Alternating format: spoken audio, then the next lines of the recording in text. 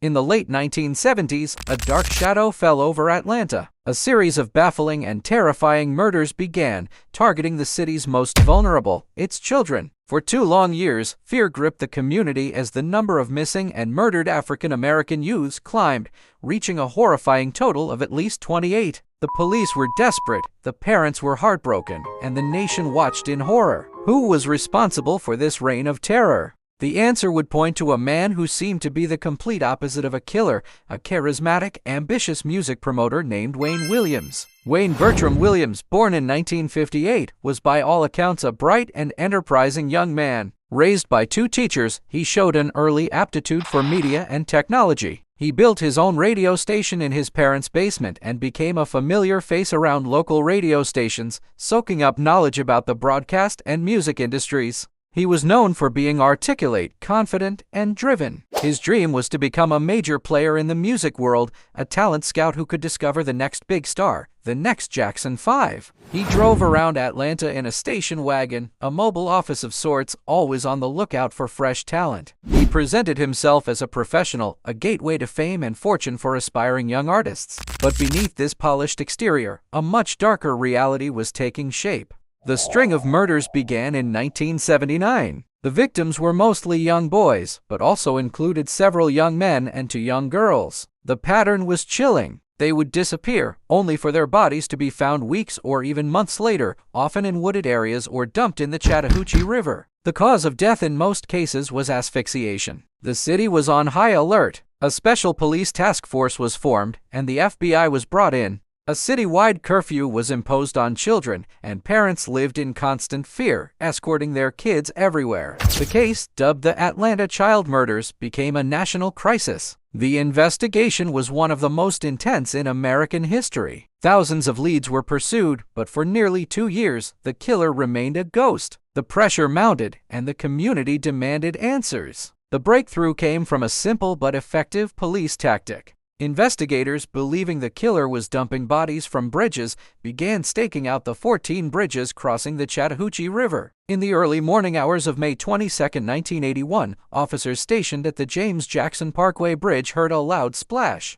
Moments later, a car drove slowly across the bridge. They stopped the car and found 23-year-old Wayne Williams behind the wheel. Williams was questioned, but with no body found and no immediate evidence, he was released. However, 2 days later, the body of 27-year-old Nathaniel Cater was pulled from the river, not far from where the police had heard the splash. This was the critical link. The investigation now zeroed in on Wayne Williams. As they delved into his life, a disturbing picture emerged. Fibers found on Cater's body and on the bodies of other victims were a major focus. Forensic scientists meticulously analyzed these fibers, tracing them back to Williams's home and his car. The most significant was an unusual yellowish-green nylon fiber and a violet acetate fiber, which matched the carpeting and bedspread in his bedroom. These same types of fibers were found on multiple victims, creating a powerful, albeit circumstantial, web of evidence. The case against Williams was built almost entirely on this fiber evidence.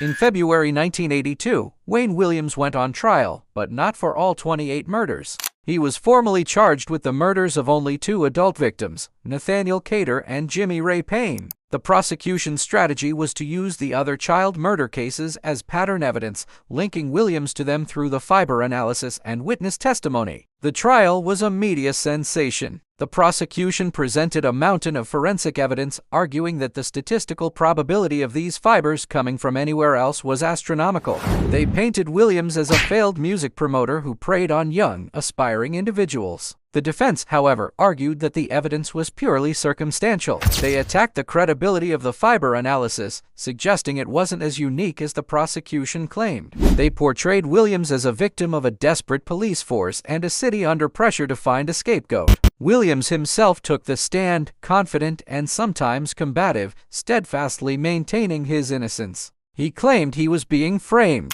The trial was tense and emotional, but after 11 hours of deliberation, the jury returned its verdict. Guilty. Wayne Williams was convicted of the murders of Nathaniel Cater and Jimmy Ray Payne and sentenced to 2 consecutive life terms in prison. Following his conviction, the Atlanta Police Department made a controversial decision. They announced that they believed Williams was responsible for at least 22 of the other 28 murders and officially closed those cases. This brought a sense of closure for some, but for many of the victims' families, it left lingering questions and doubts. Was he truly the man behind all the killings? Or was he a convenient suspect who fit a profile? The decision to close the cases without ever trying him for the child murders has been a source of debate for decades. Over the years, the case has been revisited many times. Some journalists, authors, and even some of the victims' families have expressed skepticism about Williams' guilt in all the cases. They point to inconsistencies, alternative theories, and the possibility of other perpetrators,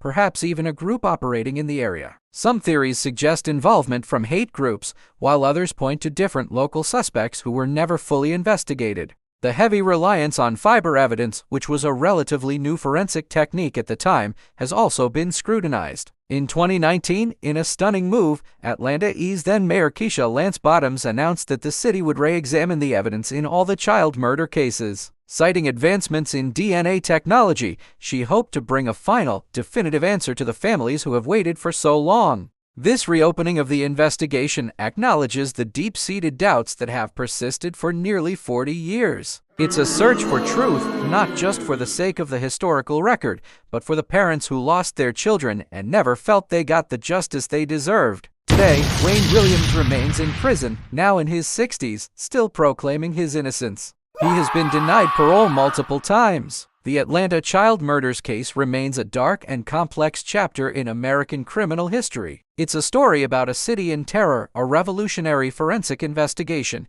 and a verdict that for many has never fully settled. Was Wayne Williams a lone serial killer, a monster hiding behind the mask of a talent scout? Or is he a man wrongly convicted, a scapegoat for a series of crimes far more complex than the official story suggests? As investigators once again sift through the cold evidence, the world waits, hoping that modern science can finally solve the heartbreaking mystery that has haunted Atlanta for a generation. Thank you for watching. If you found this story compelling, please like this video and subscribe to our channel for more deep dives into fascinating true crime cases. We'll see you in the next one.